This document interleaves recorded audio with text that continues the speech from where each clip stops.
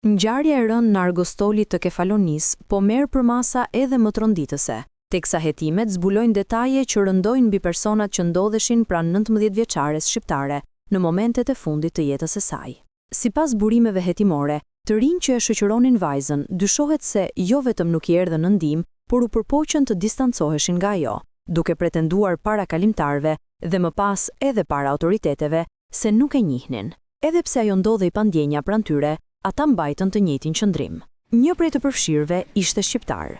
23 vjeçari ka telefonuar urgjencën, por ka dhënë një vendndodhje të pasakt, duke deklaruar se kishte gjetur rastësisht një vajzë të pavetëdijshme në rrugë. Ky version u rrëzua shpejt, pasi gjurmimi i telefonatës e lidhi drejt për drejt me vendin real ku ndodhej viktima. Në vendngjarje ishin edhe 2 persona të tjerë, mes tyre një 26 vjeçar me të shkuar problematike, i njohur për autoritetet për incidente të mëparshme që përfshin dhunë, kërcënime dhe çështje droge.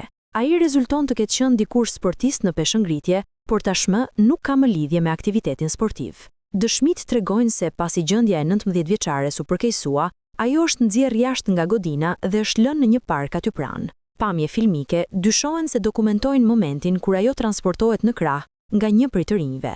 Më pas, ata janë larguar, duke u përpjekur të mbulojnë çdo lidhje me ngjarjen. Një tjetër element që rëndon hetimin është dëshmia e një gruaje, e cila ka denoncuar se në vitin 2022, i njëjti 26 vjeçar dyshohet se i kishte hedhur një substancë në pije, duke e lënë pa ndjenja.